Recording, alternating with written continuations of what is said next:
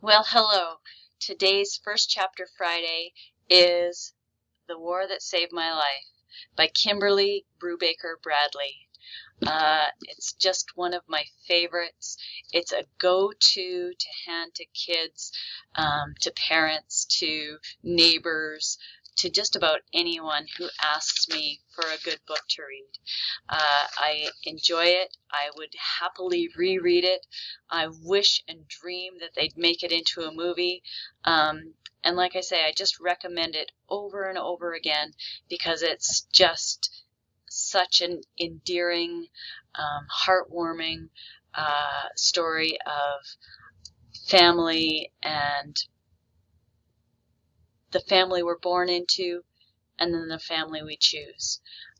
And I think that's an important message for middle school students, that we also get to create our own family along the way of this life.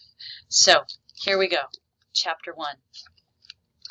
Ada, get back from that window, Mam's voice shouting, Mam's arm grabbing mine, yanking me so I topple off my chair and fall hard to the floor. I was only saying hello to Stephen White. I knew better than to talk back, but sometimes my mouth was faster than my brain. I'd become a fighter that summer. Mam smacked me hard. My head snapped back against the chair leg, and for a moment I saw stars. Don't you be talking to nobody, Mam said. I let you look out that window out of the kindness of my heart, but I'll board it over if you're sticking your nose out, much less talking to anybody. Jamie's out there, I mumbled. And why shouldn't he be? Mam said. He ain't a cripple, not like you. I clamped my lips over what I might have said next, and shook my head to clear it. Then I saw the smear of blood on the floor. Oh, mercy, I hadn't cleaned it all up from this afternoon. If Mam saw it, she'd put 2 and 2 together fast. Then I'd be in the soap for sure. I slid over until my bottom covered the bloodstain and curled my bad foot beneath it. You'd better be making me my tea, Mam said. She sat on the edge of the bed and peeled off her stockings, wiggling her 2 good feet near my face. I'm off work in a bit. Yes, ma'am. I pushed my window chair sideways to hide the blood, crawled across the floor, keeping my scabbed-over bad foot out of Mam's line of sight. I pulled myself onto our second chair, lit the gas ring, and put the kettle on. Cut me some bread and drippings, Mam said. Get some for your brother, too, she laughed. And if there's any left, you can throw it out the window. See if Stephen White would like your dinner. How'd you like that? I didn't say anything. I cut 2 thick slices off the bread and shoved the rest back behind the sink. Jamie wouldn't come home until after Mam left anyhow, and he always shared whatever food there was with me. When tea was ready, Mam came to get her mug. I see that look in your eyes, my girl, she said. Don't start thinking you can cross me. You're lucky I put up with you as it is. You've no idea how much worse things could be. I had poured myself a mug of tea, too. I took a deep swallow and felt the hot liquid scald a trail clear down to my gut. Mam wasn't kidding, but then neither was I. There are all kinds of wars. This story I'm telling starts out 4 years ago, at the beginning of the summer of 1939. England stood on the edge of another great war then, the war we're in the middle of now. Most people were afraid. I was 10 years old, though I didn't know my age at the time. And while I'd heard of Hitler, little bits and pieces and swear words that floated up from the lane to my 3rd-floor window, I wasn't the least concerned about him or any other war fought between nations. You'd think from what I'd already told you that I was at war with my mother. But my first war, the one I waged that June, was between my brother and me. Jamie had a mop of dirt brown hair, the eyes of an angel, the soul of an imp. Mam said he was 6 years old and would have to start school in the fall. Unlike me, he had strong legs and 2 sound feet on the ends of them. He used them to run away from me. I dreaded being alone. Our flat was 1 room on the 3rd floor above the pub where Mam worked nights. In the mornings Mam slept late, and it was my job to get Jamie something to eat, keep him quiet until she was ready to wake up. Then Mam usually went out to shop or talk to the women in the lane.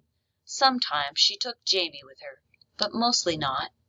In the evenings Mam went to work, and I fed Jamie tea and sang to him and put him to sleep. And I'd been doing all of that for as long as I could remember, from the days when Jamie still wore diapers and was too small to use the pot. We played games and sang songs and watched the world out the window, the Iceman and his cart, the rag and bone man and his shaggy pony, the men coming home from the docks in the evenings, and the women hanging out wash and talking on the stoops, the children of the lane skipping rope and playing tag. I could have gotten down the stairs even then. I could have crawled or scooted on my bottom. I wasn't helpless, but the one time I did venture outdoors, Mam found out and beat me until my shoulders bled. "You're no but a disgrace," she screamed. "A monster with that ugly foot. You think I want the world seeing my shame?" She threatened to board over the window if I went downstairs again. That was always her threat to me. My right foot was small and twisted so that the bottom pointed skyward, all the toes in the air, and what should have been the top touched the ground. The ankle didn't work right, of course, and it hurt whenever I put weight on it, so for most of my life I never did. I was good at crawling. I didn't protest staying in 1 room so long as it held both Jamie and me. But as Jamie grew older, he wanted to be with the other children, playing in the street. "Why shouldn't he?" Mam said. "He's normal enough." To Jamie she said, "You're not like Ada.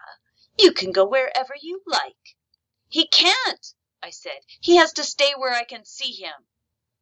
At first he did, but then he made friends with a gang of boys and went running out of sight all day. He came home with stories about the docks on the River Thames, where big ships unloaded cargo from around the world. He told me about trains and warehouses bigger than our whole block of flats. He had seen St. Mary's, the church by whose bells I marked time. As the summer days grew longer, he stayed out later and later until he came home hours after Mam had left. He was gone all the time, and Mam didn't care. My room was a prison. I could hardly bear the heat and the quiet and the emptiness. I tried everything to make Jamie stay. I barred the door so he couldn't get out, but he already was stronger than me. I begged and pleaded with Mam. I threatened Jamie, and then one hot day I tied his hands and feet while he was sleeping.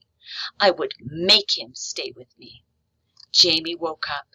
He didn't scream or shout. He thrashed once and then lay helpless, looking at me. Tears slid down his cheeks. I untied him quickly as I could. I felt like a monster. He had a red mark on his wrist from where I'd pulled the strings too tight. "I won't do it again," I said. "I promise I'll never do that again." Still his tears flowed. I understood. In all my life I'd never hurt Jamie. I'd never hit him, not once. Now I'd become like Mam. "I'll stay inside," he whispered. No, I said. No, you don't need to. But have some tea before you leave. I gave him a mug and a piece of bread and dripping. It was just the two of us that morning. Mam gone, I don't know where. I patted Jamie's head and kissed the top of it and sang him a song and did all I could to make him smile. Pretty soon you'll be going to school anyhow, I said, astonished that I hadn't fully realized this before.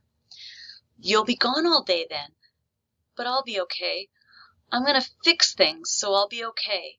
I coaxed him into going out to play and waved to him from the window. Then I did what I should have done to start with. I taught myself to walk. If I could walk, maybe Mam wouldn't be so ashamed of me. Maybe we could disguise my crippled foot. Maybe I could leave the room and stay with Jamie, or at least go to him if he needed me. That's what happened, though not the way I thought it would. In the end, it was a combination of the two.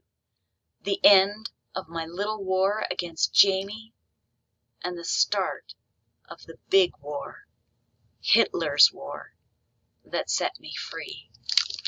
I hope you enjoyed that. It's such a good read. I hope you'll try The War That Saved My Life, because you won't regret a second of it. Bye.